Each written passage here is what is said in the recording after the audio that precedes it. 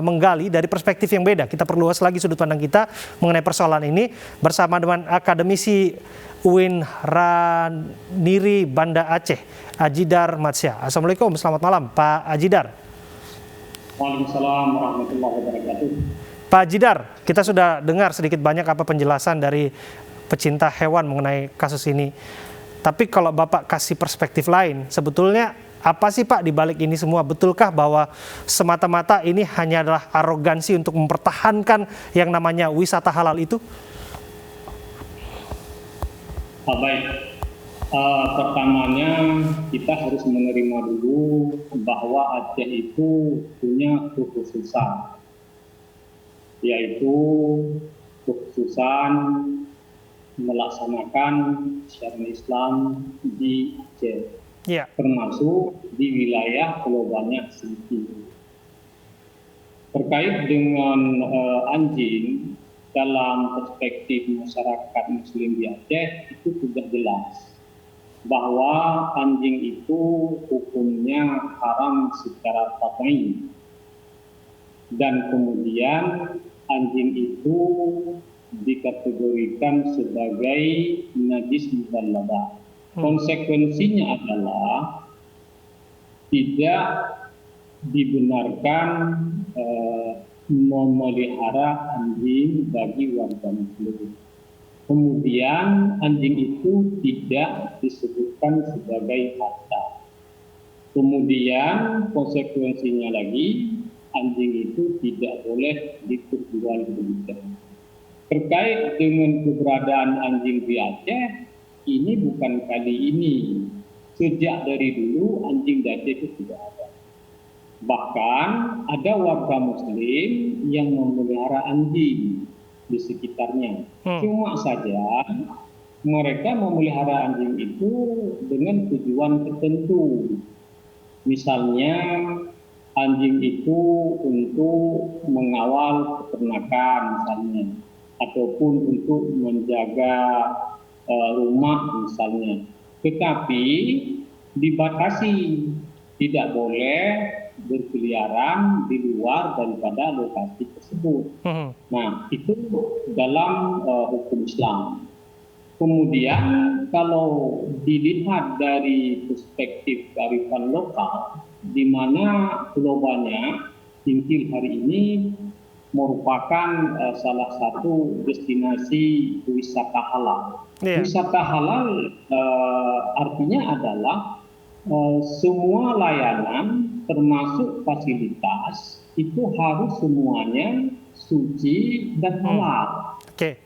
Nah, dalam pandangan Islam, anjing itu najis. Kalau anjing itu dibiarkan berkeliaran misalnya, masuk musala, kemudian menjilat pakaian orang lain, itu dalam perspektif Islam, dalam perspektif masyarakat di Aceh, itu sensitif sedikit. Kalau misalnya anjing masuk ke musala, itu kan harus disama, kemudian baru tetap digunakan kembali. Dan baru bahwa menitikan daripada anjing itu kan tidak Pak Ajidar, baik. Nampaknya ya pemahaman Anda soal kearifan lokal itu sudah tertuang dalam aturan, dan tentu saja kita tidak mendebat aturan itu, kita tidak mendebat soal wisata halal. Tapi orang kemudian mendebatnya bagaimana penanganan anjing itu begitu, yang sampai menyebabkan anjing itu mati diduga stres dan lain sebagainya. Ada videonya, ini mendapatkan beragam reaksi dari banyak orang. Dinilai bahwa Satpol PP tidak punya, tadi disebutkan ya, pri makhluk hidupan Pak, begitu Pak. Bagaimana menilainya Pak? Ya, mungkin Satpol PP ataupun WIHAM dalam rangka menjaga lokasi wisata halal itu menjalankan tugasnya sesuai dengan prosedur ataupun aturan dari pemerintah. Sebelumnya tahun 2018 itu sudah ada edaran gubernur terkait dengan larangan melepaskan anjing di lokasi wisata halal itu. Bahkan larangan memasukkan minuman keras dan juga prostitusi. Nah, kemudian disusul dengan surat camat yang nada dan isinya juga hampir sama. Nah, Jadi menurut Bapak wajar-wajar saja lah misalnya kemudian Satpol PP menertibkan anjing itu dan anjing itu mati begitu saja, yaitu sebagai hal yang bisa dianggap kewajaran saja, begitu ya Pak? Tidak juga, barangkali ada kebetulan dalam penanganan itu sehingga anjing itu mati. Ini satu hal ya. Tetapi satu hal lagi harus ditempatkan di porsi masing-masing. Dalam porsi ini terkait dengan penanganan. Dalam hal satu lagi kita harus menerima dulu bahwa itu keputusan yang kearifan lokal di Aceh.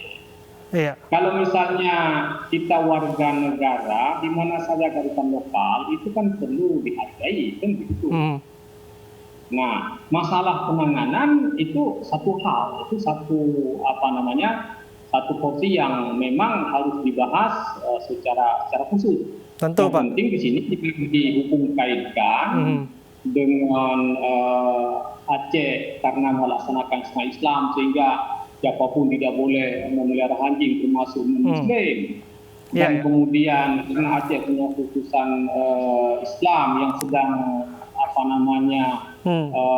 melaksanakan wisata halal di Indo banyak sehingga resisten sekali terkait dengan hal ini. Tidak juga.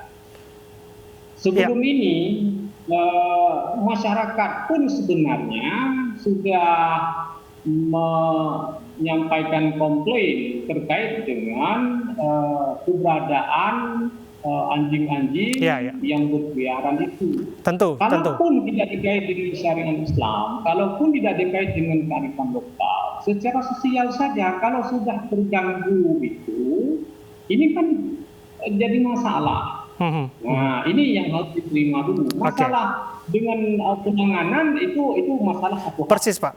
Jadi merespon. Nampak sayang sekali waktu kita habis Pak. Saya berharap ada kesempatan lain kita akan gali lebih dalam lagi persoalan ini. Tapi yang namanya aturan, kita tidak boleh lantas menyalahkan aturan begitu saja ya. Tapi barangkali yang perlu digarisbawahi adalah kearifan dari setiap penegak hukumnya untuk memastikan aturan itu dilakukan secara benar dan secara adil bagi siapapun yang ada di sana. Terima kasih Pak. Terima kasih atas waktu Anda berbincang bersama kami.